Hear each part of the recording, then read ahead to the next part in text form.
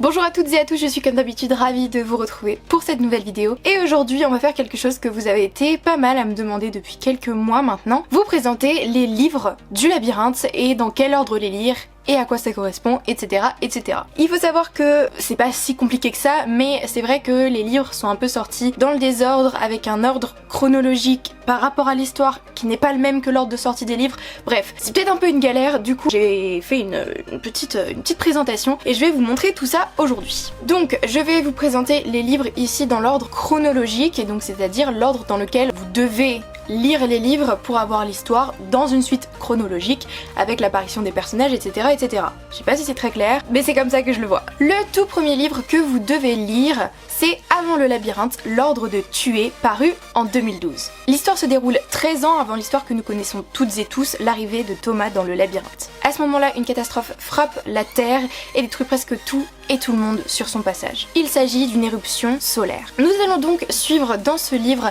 les personnages de Trina et Mark, deux survivants, qui vont alors devoir faire face à une maladie que nous ne connaissons que trop bien, la braise. La folie s'empare des gens aux États-Unis et la race humaine est menacée. Tous deux convaincus qu'il existe un remède à la braise, ils vont absolument tout faire pour le trouver. Deuxième livre que vous devez lire, c'est Avant le labyrinthe, la braise. Ce livre est paru en 2016. Dans ce livre-là, le monde court déjà à sa perte, c'est bon, on y est, on est en plein dans l'éruption solaire, la braise, tout ce que vous voulez. Cette fois, on se place du côté de Wicked, organisation qui cherche désespérément à trouver un remède pour la braise. Et un jour, ce fameux Wicked va trouver un petit garçon parfait pour les aider. Ce petit garçon, c'est Thomas. À travers ce livre, on en apprend beaucoup plus sur la construction et la conception du labyrinthe, sur l'arrivée et la rencontre entre les blocards, en bref, tout ce qui, comme pour les personnages, a été volontairement effacé de nos mémoires. Le troisième livre à lire dans l'ordre chronologique est Le labyrinthe, sorti en 2009. Bon, le labyrinthe ou l'histoire que tout le monde connaît ici, donc on va y aller assez vite. Thomas se réveille sans aucun souvenir de sa vie, dans un lieu très étrange que les adolescents qui y vivent appellent le bloc. Ce bloc est entouré de 4 grands murs derrière lesquels se cache un labyrinthe. Mais comme si un labyrinthe ne suffisait pas, c'est un immense labyrinthe qui change de forme toutes les nuits et dans lequel se cachent des monstres qu'on appellera des griffeurs. Que font-ils ici? Pourquoi ne se souviennent-ils de rien? Et surtout, comment s'échapper du labyrinthe? C'est toutes ces questions auxquelles veut répondre Thomas. Et c'est ainsi que commence cette merveilleuse c'est peut-être pas le mot, cette courageuse aventure. On passe au numéro 4, sorti en 2010, La Terre brûlée. On continue avec nos classiques. Après l'épreuve du labyrinthe, c'est un monde ravagé, dépeuplé, détruit et complètement brûlé que les blocards vont découvrir.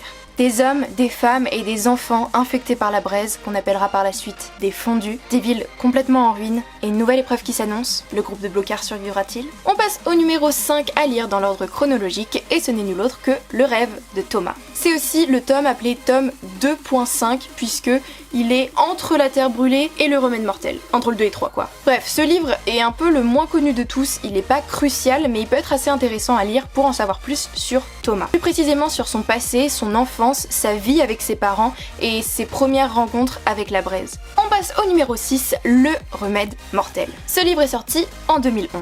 Si Wicked a tout volé à Thomas, sa vie, ses souvenirs, sa mémoire, il est hors de question pour lui de laisser Wicked voler Minot. Fini les mensonges et les jeunes obéissants, on fait désormais face à un vrai groupe de rebelles. Groupe prêt à tout pour faire triompher le bien et faire tomber Wicked. On passe au numéro 7, l'avant-dernier de cette liste, Le destin de Newt, sorti en 2021. Cette fois, comme vous vous en doutez, on ne se concentre pas sur Thomas, mais sur l'histoire de Newt. Et plus précisément sur la période de sa vie durant laquelle il est atteint par la braise. Sa descente aux enfers, sa fuite, son passage par l'hôpital défendu, ses diverses rencontres et son secret qu'il essaye tant bien que mal de garder. On passe par tous les aspects de la vie de Newt non immunisé. Honnêtement, pour tous les fans de Newt, et il y en a beaucoup, je vous conseille vraiment de lire ce livre. D'autant qu'il est hyper simple et hyper rapide, efficace. On passe au 8e et dernier livre d'aujourd'hui, Le rivage des survivants, sorti lui aussi en 2021. L'histoire ne se déroule cette fois pas avec les personnages que nous connaissons tous, non, l'histoire se déroule 73 ans après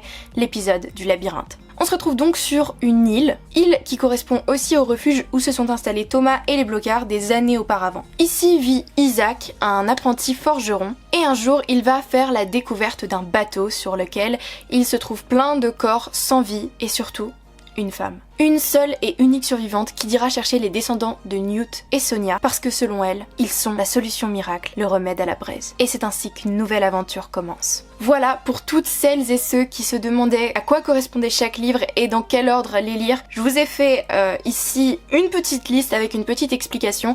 Après, bien évidemment, si vous n'êtes pas un grand lecteur et que juste vous aimez bien le labyrinthe, il reste les 3 tomes principaux, donc le labyrinthe, le remède mortel, la terre brûlée. Je les fais pas dans l'ordre, mais ça marche quand même. Il faut savoir que le labyrinthe correspond vachement au film, enfin le livre et le film se ressemblent beaucoup. La terre brûlée, on sait pas ce qui s'est passé, il y a eu une divergence des chemins, les deux ne se ressemblent pas du tout, c'est-à-dire que le livre et le film n'ont rien à voir, mais le livre est très bien, donc si vous voulez le lire, allez-y.